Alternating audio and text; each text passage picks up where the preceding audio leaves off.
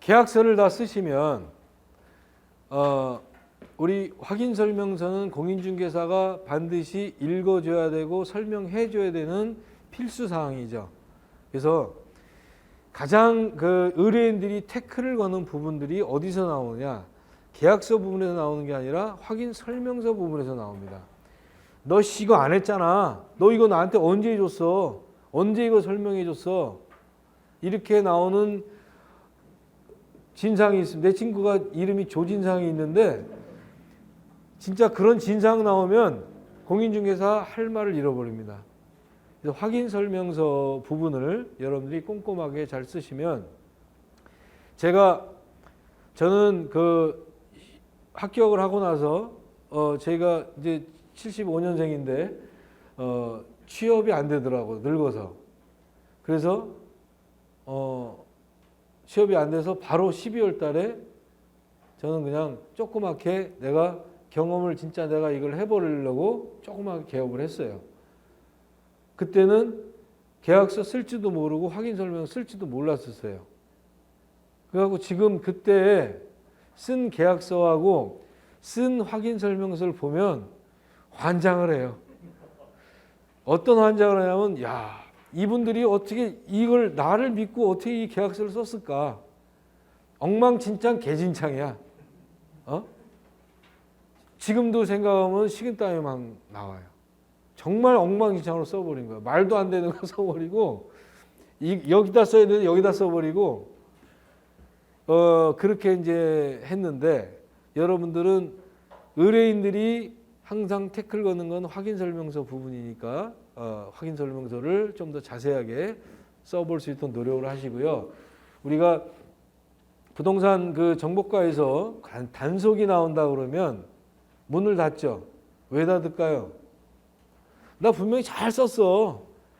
계약서도 잘 써놓고 확인설명서 잘 쓰고 모든 서류 다 착착착 보관해놓고 다 했어. 근데 걔들이 나오면 이상하게 걸려. 다 걸려 뭐 하나. 그래서 그럴 바에는 문 닫고 그냥 우이동 가서 고스톱 치자 이거예요 그냥. 에?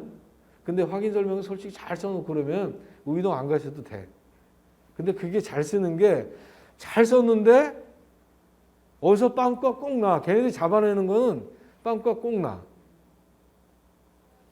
자, 아무튼 여러분들이 배운 대로 착실하게 잘 진행하면 된다는 얘기입니다. 일단 계약서가 됐든 확인설명서가 됐든 여러분들이 배운 대로 기본에 충실하면은 걸릴 게 없으니까. 자, 거기 보면 주거용과 비주거용 동그라미 돼 있죠. 계약서를 다 쓰면 이제 확인설명서단으로 넘어가야 되니까 확인설명서를 클릭을 하면 요게 딱 뜹니다. 그러면 주거용은 뭐 주택이면 주거용으로 쓰면 되는 거고, 만약에 상가주택인 경우에는 상가주택은 주택이 상가 부분보다 더 크면 주거용으로 쓰면 되겠고, 만약에 주택 부분이 상가된 부분보다 면적이 더 작거나 같으면 비주거용으로 확인설명서를 쓰면 되겠어요.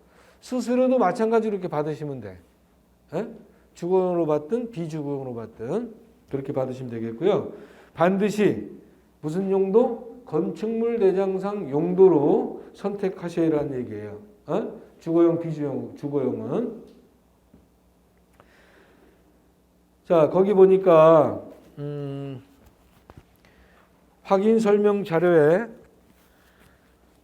쭉 나와 있는 내용이 있죠. 등기권리증, 등기상 증명서, 토지대장, 건축물대장, 지적도 이렇게 쭉 나와 있는데 제가 동그라미 쳐놓은 부분들이 주된 부분입니다.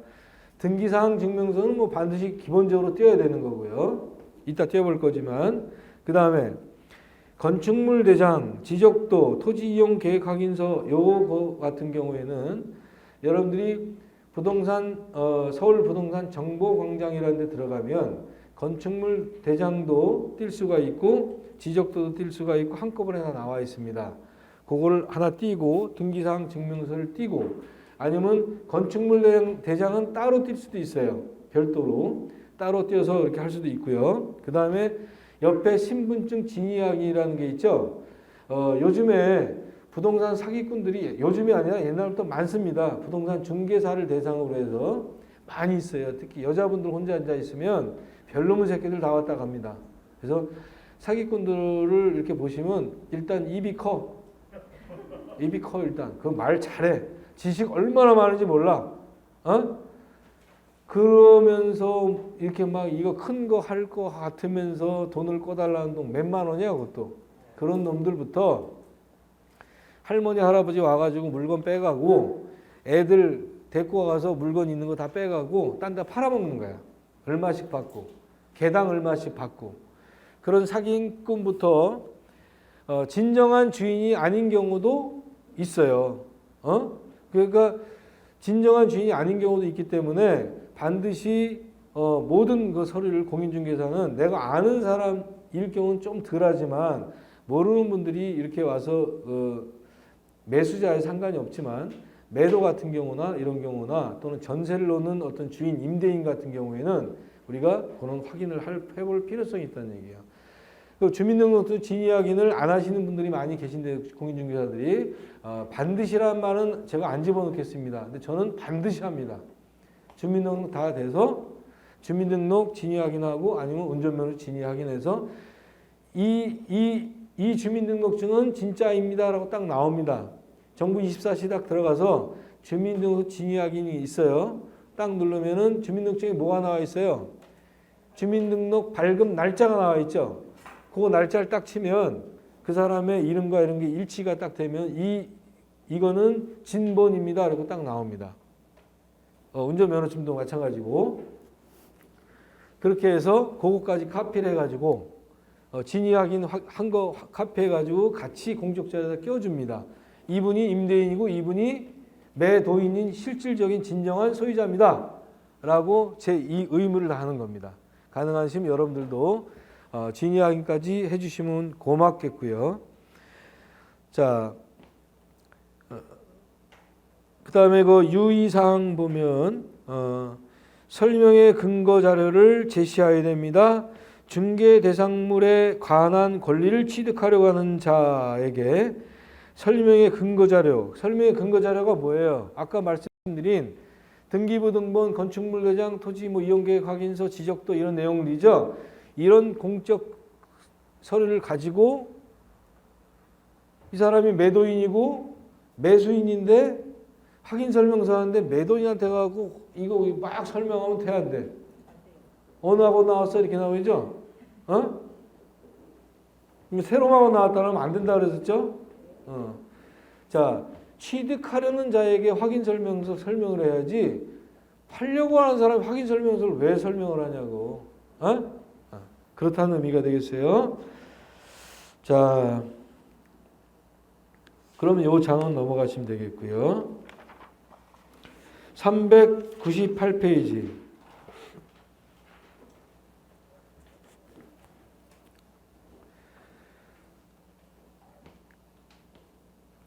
확인 설명서를 이렇게 끼면 지금 여러분 페이지는 지금 흑백 칼라로 안 돼 있기 때문에 안 돼 있지만 그 소재지하고 면적하고 전용 면적하고 대지 지분 이런 것들은 여기서 고칠 수가 없어요. 계약서에서 나온 내용이 그대로 딱 복사가 되기 때문에 여기서 이 확인 설명에서 고칠 수 있는 상황이 아니에요. 만약에 소재지하고 면적하고 전용 면적하고 대지 지분 이런 걸 고치려면 계약서 가서 고치면은 이게 다 자동으로 고쳐지는 거야. 아시겠죠? 자, 토지의 면적은 일본의 토지의 면적은 그냥 전체 우리가 아파트 같은 경우 아파트 대지권의 목적인 토지의 면적이 있었죠. 그걸 쓰면 되겠고 단독주택 같은 경우는 그 단독주택의 지분 저 면적을 다 쓰면 되겠고 그렇게 쓰면 되겠어요. 그 다음에 옆에 공부산 지목이 대로 되어 있으면 실제 이용 상태는 뭐야? 태지 뭐야? 그죠? 공부산 지목이 대인데 실제 이용 상태는 전 하면 안 되잖아. 그죠? 그러니까 대 이렇게 쓰면 되겠고요. 그 다음에 전용 면적은 건축물에 대한 전용 면적이니까 공동주택은 어떤 걸 쓰면 된다? 전용 면적을 쓰면 되겠죠. 등기부상에 나와 있는 전용 면적을 쓰면 되겠고요. 그 다음에 아까 얘기한 대로 일반 건축물 공동주택이 아닌 일반 건축물 같은 경우는 연면적을 쓰면 된다 그랬어요. 건축물에 대한 연면적, 바닥 면적 다 합한 거. 에? 그거를 쓰면 되겠다는 얘기예요. 그거는 앞부분에 계약서에 나온 내용이 그대로 복사된 내용이니까 여기선 틀릴 게 없다는 얘기겠고요. 뭐 대지 지분은 지분 간의 거래가 아니니까 뭐 특별히 뭐 쓸 필요는 없다는 얘기가 되겠죠. 그 다음에 준공연도 같은 경우에는 여러분들 제가 그 취업 창업 설명할 때 준공검사, 사용검사, 사용 승인에 대해서 다 말씀드렸죠. 그죠? 기억하시죠? 저한테 교육받으신 분들 등기부 등본을 보면 또는 건축물 대장상을 보면 사용 승인 날짜가 나옵니다. 사용 승인이라는 얘기는 수도, 가스, 전기가 들어가서 비록 아직까지는 등기가 안 돼 있는다 치더라도 먼저 사용 승인이 나는 경우가 있죠. 건축물의 완공 상태. 그 상태가 언제냐? 그거는 다 공적절에 나와 있으니까 그 연도를 쓰면 된다는 얘기입니다. 그 다음에 구조는 건축물 대장상에 철근 콘크리트 구조로 나와 있으면 철근 콘크리트 구조라고 쓰면 되겠고, 방향은 방향 위에 거기 실제 용도가 있네요. 건축물 대장상 용도가 다세대 주택으로 되어 있으면 실제 용도도 다세대 주택 아니면 주거 이렇게 쓰면 되겠죠. 에? 그렇게 주거로 사용하고 있다라고 쓰면 되겠어요. 방향은 아파트 같으면은 우리가 이제 본격적으로 책에 들어가면 베이라는 개념을 배울 텐데 거실에서 바라본 방향이 남동쪽이냐 아니 남쪽이냐 뭐 이렇게 서 있으면 두 개의 방향을 갖다가 되어 있는 것이죠. 뭐 북동이다 남동이다 뭐 이렇게 쓰면 되겠고요. 그다음에 단독주택 경우 같은 경우에는 대문을 기준으로 해갖고 대문에서 어떤 방향으로 지금 있느냐 그거를 써주면 되겠습니다. 내진 설계 적용 부분에서는 우리가 내진 설계는 우리가 2017년 며칠은 기억이 안 나지만 2017년 건축법 개정으로 돼가지고요. 내진에 대한 최소 건축물 기준이라는 게 나옵니다. 기준이 나오는데 이 전에는 그러니까 보통은 바닥 면적이 500제곱미터 이상일 경우에는 내진 설계를 해라. 이렇게 최소 기준 건축물 기준이 있었습니다. 근데 이것이 굉장히 강화되었고 바닥 면적 200제곱미터 이상인 경우는 내진 설계를 해야 된다라는 최소 기준점이 지금 나와 있고요. 그 다음에 2층 이상이면서 높이 13m 이상을 되는 경우도 내진 설계를 최소 기준점은 요것이 나와 있다는 얘기예요. 요거는 안 외워도 됩니다. 요거는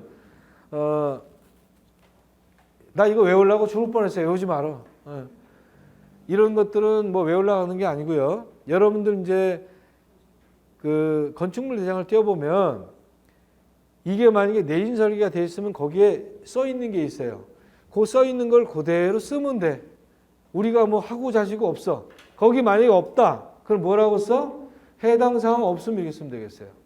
아시겠죠? 그러니까 얘는 내진 설계가 하는 거는 이게 뭔가 고민하지 마시고 건축물 대장에 나와 있으면 그대로 내진 설계를 나와 있는 걸 쓰면 되겠고 안 나와 있으면 해당 없으면 이렇게 쓰면 되겠어요. 자, 그 다음에 건축물 대장상 위반 건축물 여부. 이 부분은 위반 건축물 하는데 이 위반 건축물 때문에 사람이 위반하는 경우가 굉장히 많아요. 공인중개사가 위반적인 사람이 되는 경우가 많아요. 그래서 위반 건축물에 대해서는 여러분들이 좀 자세하게 좀 생각을 하고 공부를 좀 더 해놔야 되겠습니다. 우리가 아파트 같은 경우는 위반 건축물이 있어요? 거의 없어요.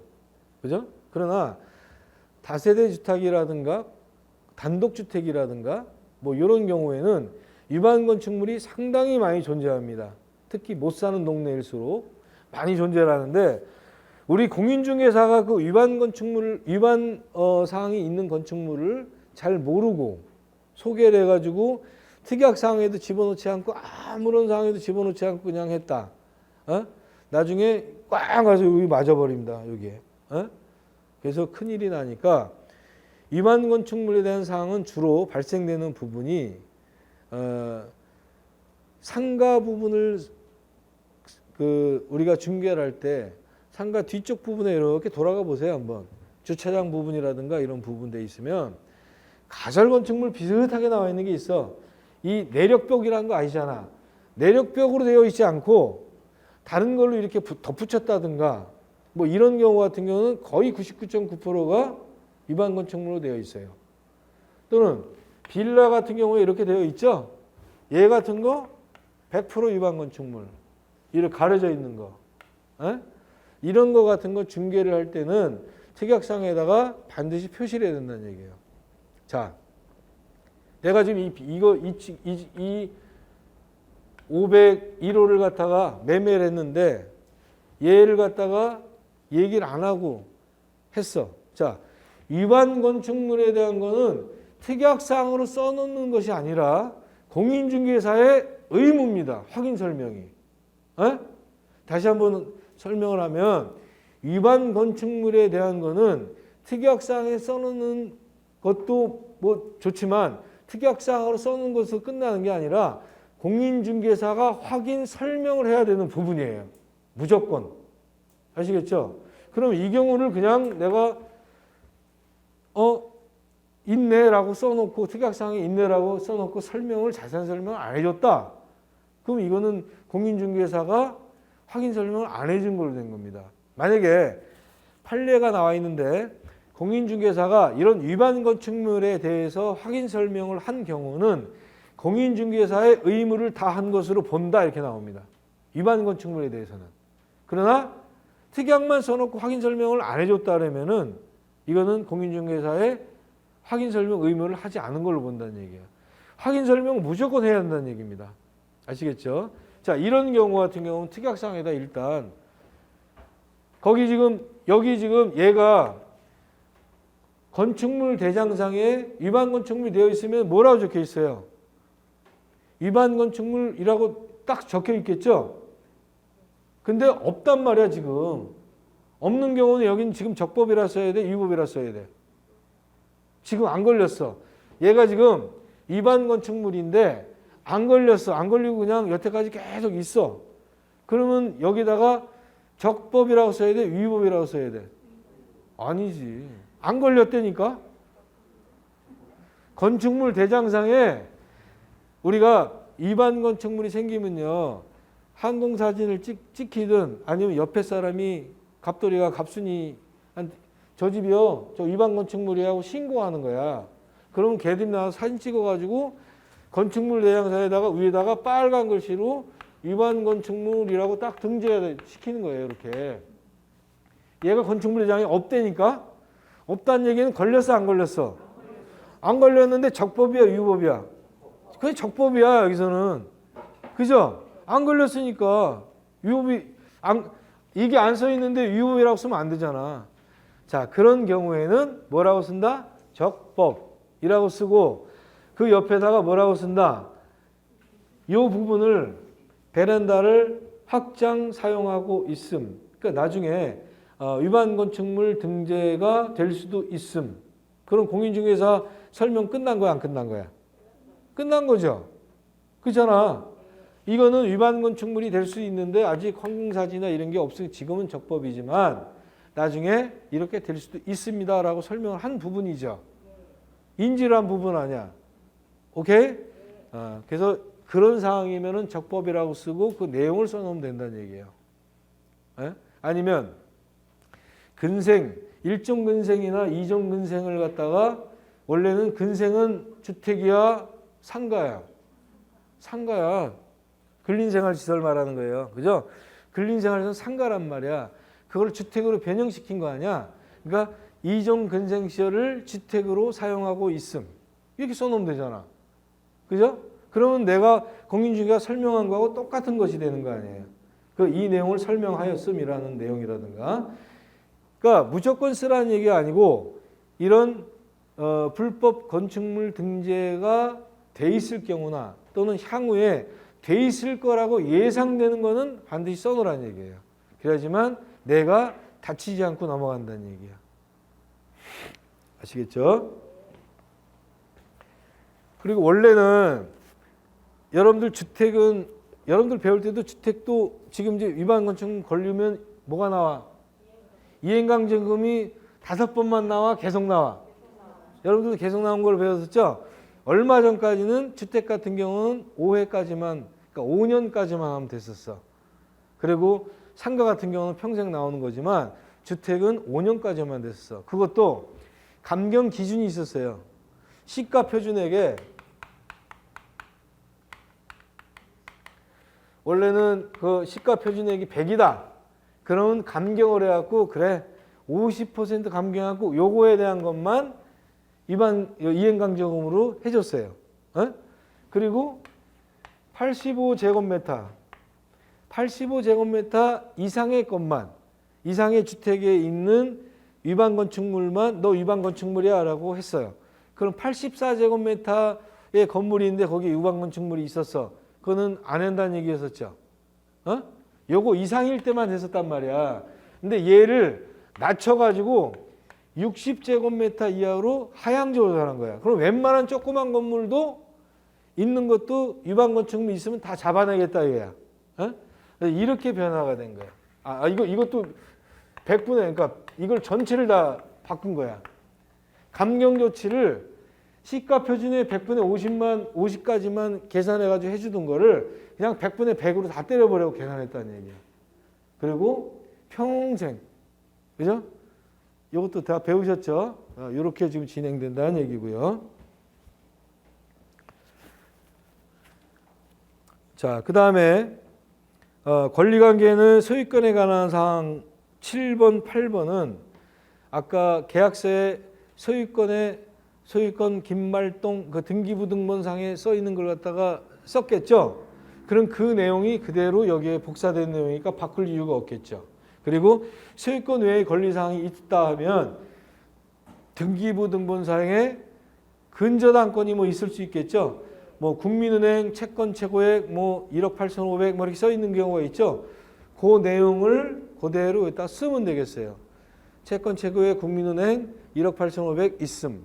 마찬가지로 토지 부분에도 똑같이 그렇게 쓰면 되겠어요.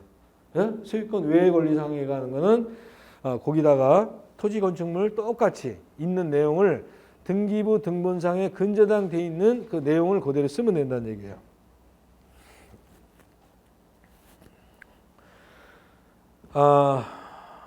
그 다음에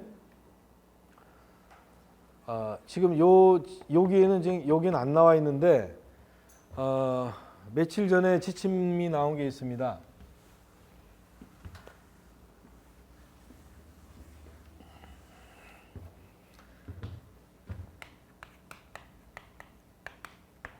(2월 13일부터) 우리가 지금 임대차 3법에 나와 있는 내용을 그때 설명을 해드리려고 했는데 여기서 그냥 확인 설명을 하겠습니다. 계약갱신 청구권을, 그러니까 전세를 낀 매매 진행 시, 다시 말해서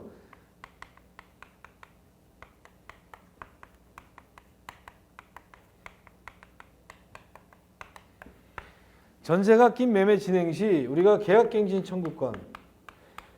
청구권이 뭔지 아시죠?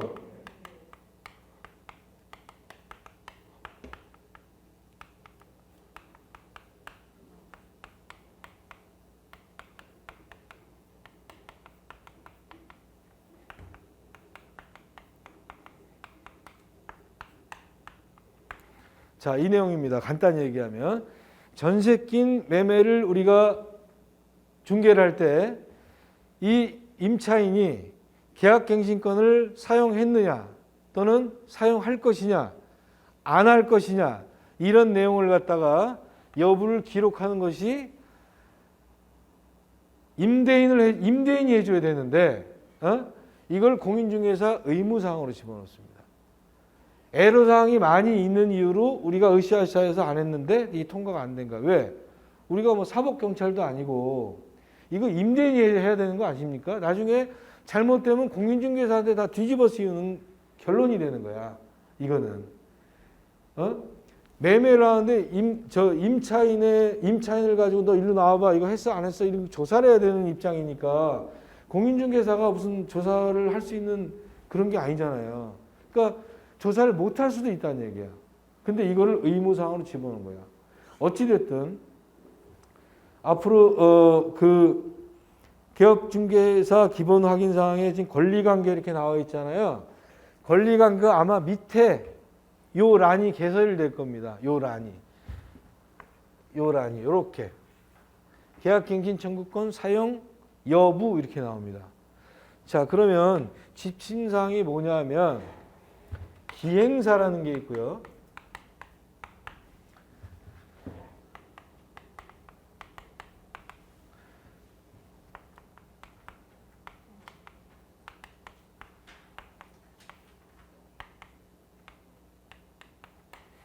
자, 이렇게 네 가지 종류가 있다라고 하면 기행사라는 얘기는 우리가 계약갱신 청구권을 사용하려면은 아직까지는 2개월에서 6개월 사이죠.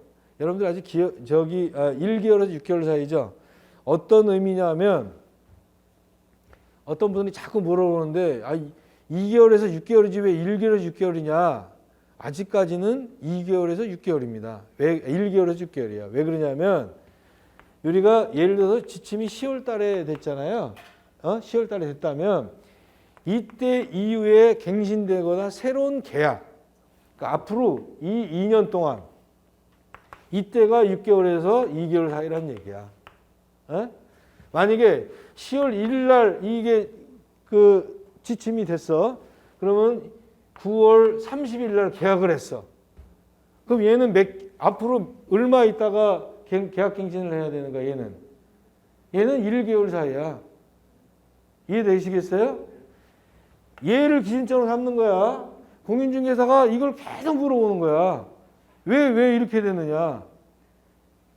아니, 지금 12월 10일인가 때부터 1개월로 바뀌었잖아요. 이렇게 되잖아. 맞아요. 1개월로 바뀌었어. 2개월로 바뀌었어. 그 2개월로 바뀐 거는 이게 12월 10일인가 그렇죠? 내 기억은 그런 것 같은데 12월 10일로 이렇게 바뀌었단 말이야. 그러니까 이날 이후에 계약을 새로 하거나 다 이제 갱신이 끝났어. 이때 갱신을 해야 되겠죠? 이때 갱신을 하는 경우는 만약에 2020년 12월 10일 날 새로운 갱신을 하거나 새로운 계약을 했어. 그러면 이 사람은 앞으로 2022년 12월 9일 날 만기죠. 얘는 몇 개월 전이야? 이 사람은 2개월 전이란 얘기야. 이때 계약을 하면 이 사람은 2개월 전까지만 하면 된다는 얘기야. 근데 어떤 사람은 2020년 12월 8일 날 계약을 했어. 이 전에 계약을 한 거죠. 전에 갱신을 하고 전에 계약을 한 거죠. 이 사람은 1개월 전이라는 얘기야. 옛날 법으로. 이해되겠어요? 이때부터 적용되는 거야. 하루라도 전에 계약을 했으면은 1개월 6개월이고 이때 이후에 됐다면 2개월 6개월이라는 얘기예요. 아시겠죠? 지금 현업의 공인중개사가 계속 얘기를 하는데도 이해를 못하시는 분들이 많은데 이 내용입니다. 알았죠?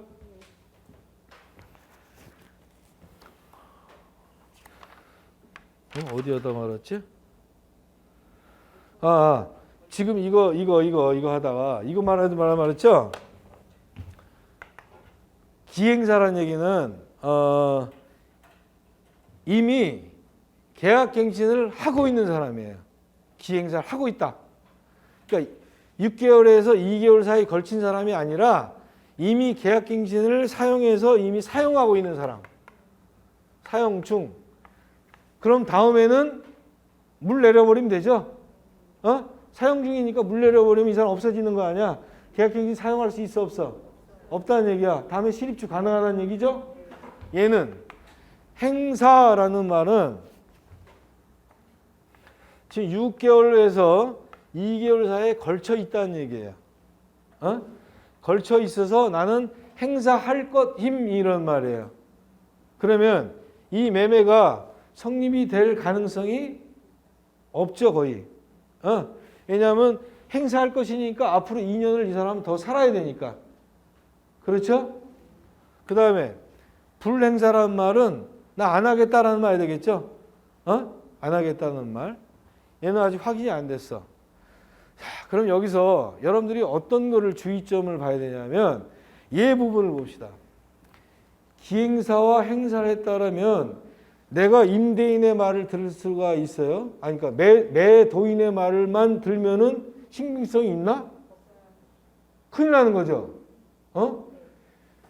지금 얘는 행사를 했느냐 아니면 기행사를 했냐는 거는 물론 얘 같은 경우는 계약서를 갖고 오면 알 수 있죠. 기행사는 뭐 간단하죠. 왜냐하면 기행사를 했다는 얘기는 계약갱신 계약권을 사용한 계약이며 계약금 뭐 5% 뭐 증액해서 이렇게 한 것이란 계약서가 있겠죠. 그것만 가지고 얘는 문제가 없지만 앞으로 행사할 것이다라고 이런 것들은 이 사람이 할 것인가 안 할 것인가는 이 임차인의 말을 들어봐야 되는 거 아니에요. 그러니까 증빙 사인을 받아 놓으라는 얘기야. 그러니까 확약서를 받아 놓았다든가. 그런 매도인의 말만 듣고 그래요? 그럼 계약합시다. 이렇게 됐다면 큰 낭패를 본다는 얘기예요. 그게 바로 이 의무사항이 되어 있기 때문에 이게 문제가 된다는 얘기야. 우리가 조사를 다 해야 되니까. 그래서 이런 경우 1번과 2번 같은 경우에는 기존에 나 있는 증빙 서류를 갖고 오세요. 매도인한테 그래야 되겠죠. 기행사 된 거 있으면 계약서 갖고 오세요. 행사 앞으로 할 것 같으면은 행사할 것이라는 것을 내용을 갖다가 갖고 오세요. 이 내용을 갖다 첨부를 해야지만 이게 매매가 될 수도 있고 안 될 수도 있다는 얘기 아니에요. 그죠? 얘 같은 경우에는 굉장히 데인저러스하죠. 불행사하기로 했다가 얘가 6개월에서 2개월에 낀 임차인 같으면 번복 가능해요? 안 가능해요? 번복 가능해요. 그죠? 이 사람이 사가지고 재빨리 이 기간 이전에 등기를 소유권을 이전을 시키지 않는 이상은 이 기간에 걸려 있으면 나 안 할게. 불행사 할게. 불행사 할 거야. 이 기간에다가 딱 했는데 나 이사 안 가요. 2년 갱신할 거예요. 이러면 매수인은 황되는 거란 말이야. 그럴 수 있다는 뜻이죠. 그렇기 때문에 이런 경우 같은 경우에는 정말 중요하게 확약서를 받아놔야겠죠. 이 매매를 하기로 했는데 만약에 이렇게 돼가지고 이런 상황이 확실하다면은 내가 안 샀을 거 아니야. 그런데 네가 인마 불행사한다 그래가지고 나는 산 거 아니야. 이래 나올 거 아니야. 그래서 무슨 임대차 보호법에 나와 있는 거는 뭐 어쩌고저쩌고 나오는데 불행사 했다가도 나중에 나는 행사 안 할 것이라고 계약서에다 써놓고 나중에 행사한다. 이것도 가능하다 이렇게 나와 있잖아요. 그거는 이제 싸움 붙으면은 가능하지가 않죠, 사실은. 말로만 그럴 뿐이지. 봐봐. 내가 계약 당시에 나 2년만 살고요. 2년 후에는 계약갱신 안 할 거예요. 계약을 했단 말이야. 그리고 2년 후에 나 계약갱신 할 거예요. 나 도저히 갈 데가 없어요. 이 사람은 다 계획 있게 계획이 다 잡혀가지고 이혼을 했는데 그럼 상당히 많은 톱니바퀴가 이상하게 돼버리죠. 법상으로는 그렇게 할 수 있다고 나왔어. 그러나 굉장히 많은 불협화음이 일어나고 싸움이 요지가 되겠죠. 여러분들 생각해도 잘못된 법이죠. 임차인이 그렇게까지 계약을 할 때 써놨는데 나중에 2년 후에 나 계약갱신하려고 그러면 이 사람은 어떡하냐고. 그런 문제가 생기죠. 물론 법상으로는 내가 설명할 때는 그렇게 할 수 있습니다라고 설명을 합니다. 그렇지만 그게 조정위원회라든가 이런 부분에서 상당히 지금 많은 그 곡절을 겪고 있기 때문에 그 부분은 조정이 되리라고 생각이 들고요. 이런 부분 같은 경우에는 반드시 확약서 부분을 받아 놓든가. 어떤 확약서? 만일 이런 놈 어떻습니까? 본 물건에 뭐 상계동 28번지 부동산 물건지를 매매함에 있어서 임차인 본인은 임대인의 실거주를 뭐 인정하여 뭐 아니면 존중하여 계약갱기 청구권을 행사하지 않기로 확약합니다. 이 정도까지 확약서를 받아 놓으면 매매계약서를 성립이 된다고 할 수도 있겠죠. 설사 나중에 아까 말씀드린 대로 싫어? 나 살 거야. 이러면은 확약서 부분이 일단 있기 때문에 굉장히 법적 싸움의 요인이 되겠죠. 그러니까 유리하게 될 수가 있다는 얘기죠. 네가 만약에 이때 행사할 거라는 의견만 내세웠다라면 나 안 샀다. 그런 결론이 나겠죠. 네가 했기 때문에 샀다 이 말이에요. 나 실입주 하려고. 지금 와서 싫어한다는 연맹이는 것밖에 더 되냐 이 말이겠죠. 민법이라는 거 뭐예요? 여러분과 나와의 상식이야. 법이야. 공법이 아니라 민법이란 말이야. 상식적인 개념의 생각에서 민법이라는 게 생겨났는데 상식적인 개념을 넘어서 가지고 약속을 하고 확약을 했는데 뒤집은 다음 게 민법이야? 개법이지. 그렇죠? 그렇게 생각하면 되겠습니다. 이런 부분들. 이 부분들을 이 난에다가 해놓으라 이 말이에요. 요거를 의무사항이 됐다는 얘기예요. 2월 13일부터. 이해되시겠죠?